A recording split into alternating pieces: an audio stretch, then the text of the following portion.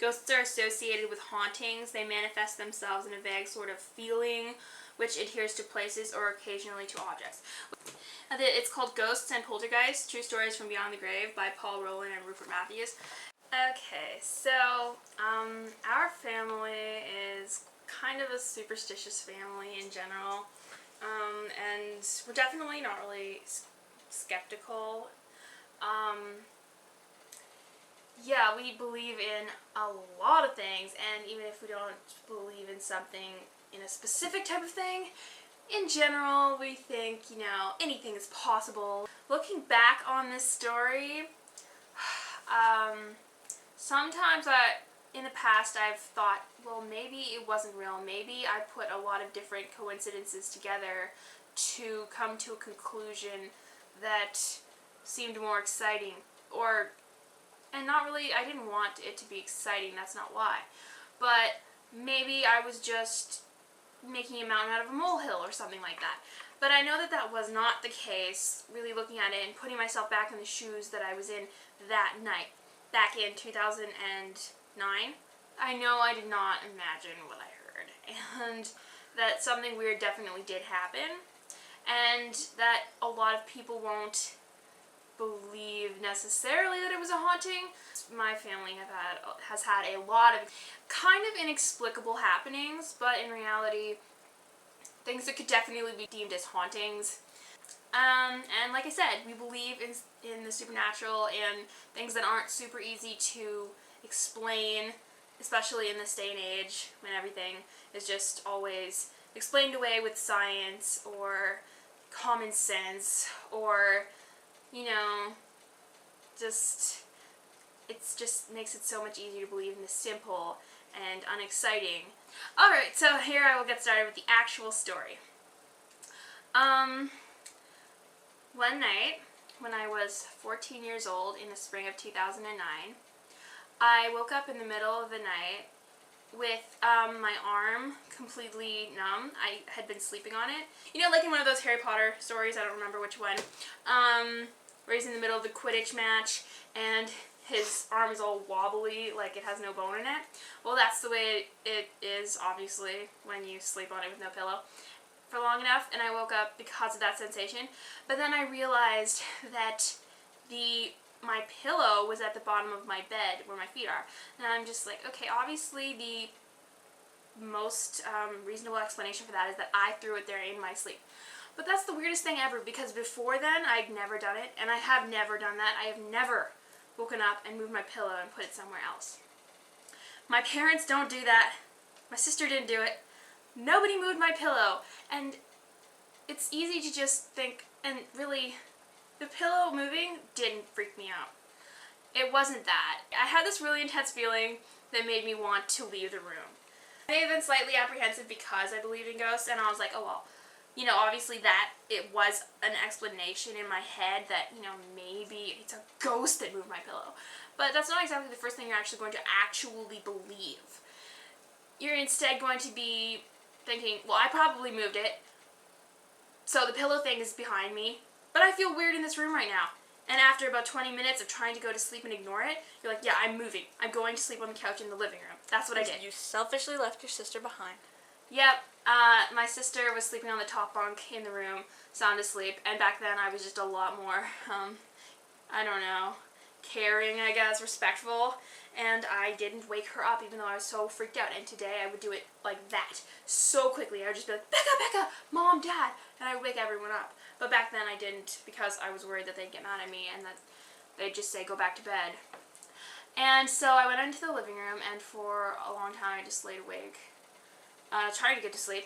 But then I heard the sound, the exact same sound, it's kind of a rickety noise that made me believe that my sister was coming down the ladder in the bunk bed in our room, right next to the living room, and that she was going to come join me.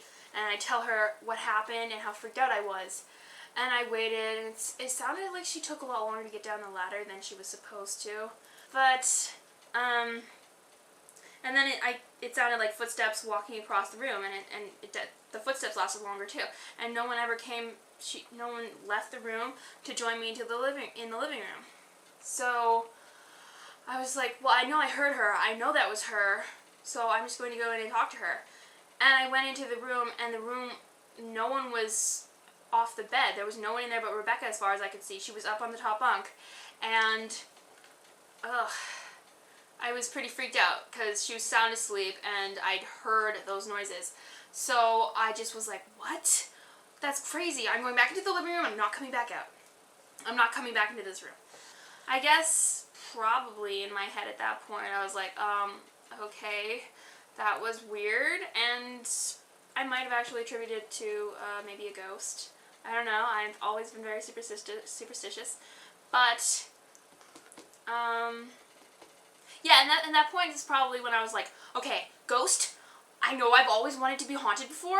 I know I always wanted to have my own family ghost story to add to everyone else's, but I can't do this. I'm too scared right now. Leave me alone. I hate you. Charlie. So I started to come up with theories, kind of like something supernatural might have been going on. It was a Saturday night and early Sunday morning, and my family was going to be going to church the next morning, and I was just so afraid that I would eventually fall asleep and they would wake up and leave for church without me, and then I would be left all alone in the house with a ghost, and that something really, really freaky would happen then. So I wrote a note on the fridge that said, "Don't leave without me. Even if you have to pack me in the car asleep, please do that. Don't leave me here."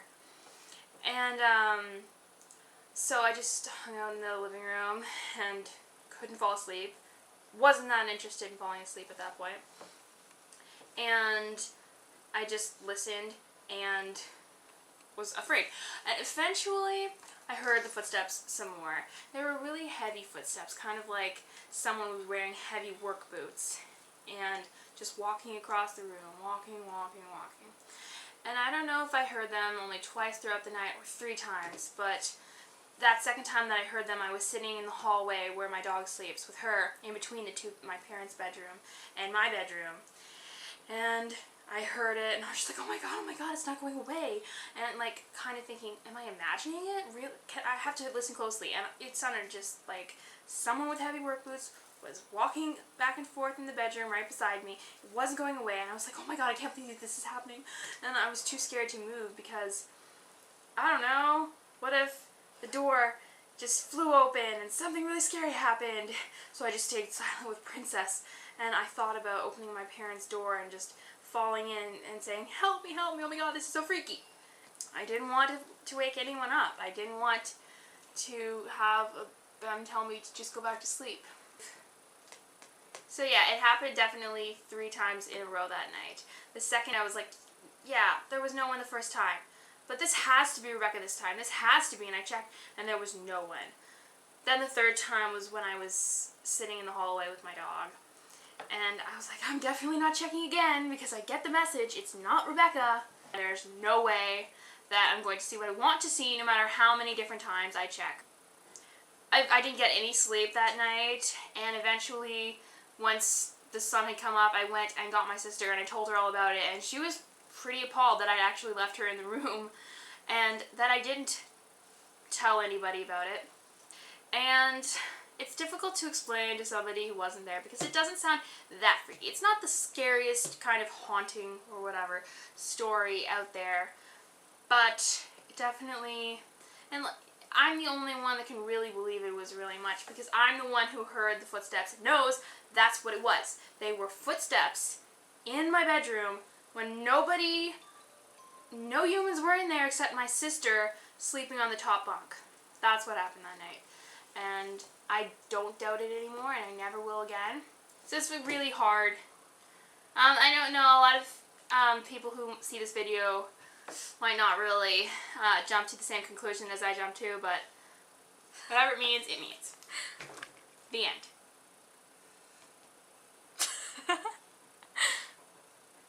That's my sister laughing at me. And, so, a good question would be, who is the ghost? we've come up with certain theories as to who the ghost might be. And, well, my mother's first husband was a farmer who lived here and died here and was born here and all that. And he often, most of the time, wore heavy work boots, so that's one very good possibility. And there is the possibility that it was an inhabitant of this farm who lived here during the 1830s or 40s, and a lot of them, children and mother, died around the same time with from scarlet fever, I think. And so obviously a lot of people who lived here on this farm, and farmers wear heavy work boots, so there's a lot of different possibilities. And obviously, if it was a ghost, it was a friendly ghost, so I'm not worried about who it was or why they were here.